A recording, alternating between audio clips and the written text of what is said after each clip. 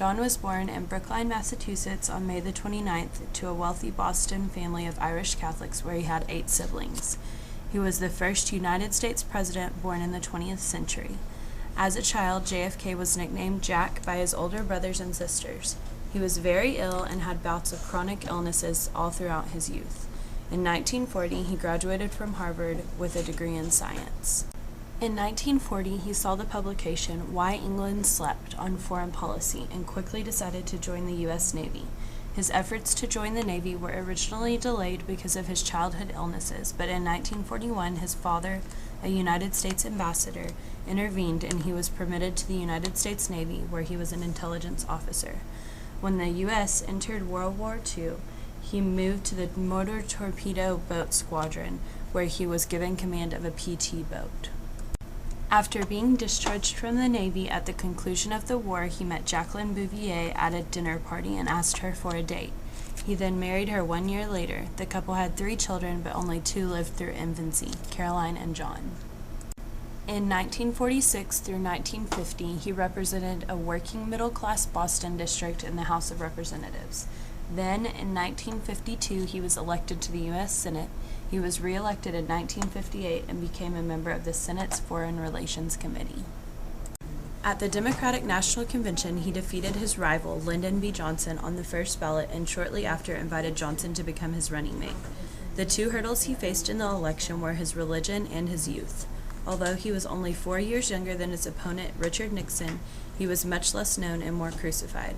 The worry with his religion was that if elected, he would be the first Roman Catholic president. This election was the first time television had been available for debating and campaigning. Nixon and Kennedy scheduled 4 debates on TV over the course of the election.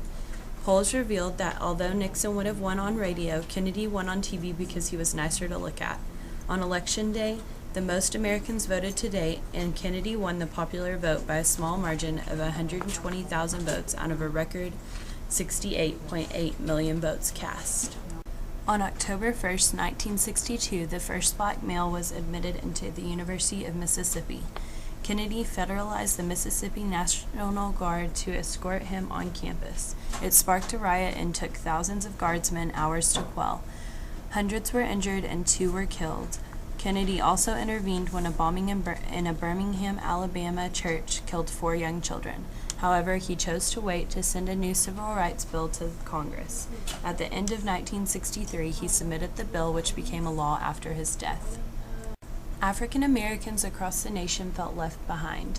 After a delay of 2 years, activists sent thousands of pens to the Oval Office to prompt him to sign a bill. He eventually signed an order banning racial discrimination and wages by federal contractors, but that was all it entailed. Although Kennedy promised women more equality, he was unsuccessful. Women were still living as housewives, and changes did not come until after the president's assassination. In 1961, President Kennedy created the Peace Corps. This was a permanent program that would help improve the social and economic conditions throughout the world with our social and humanitarian services. Kennedy secured an agreement with Great Britain and the Soviet Union to limit the testing of nuclear weapons in the atmosphere.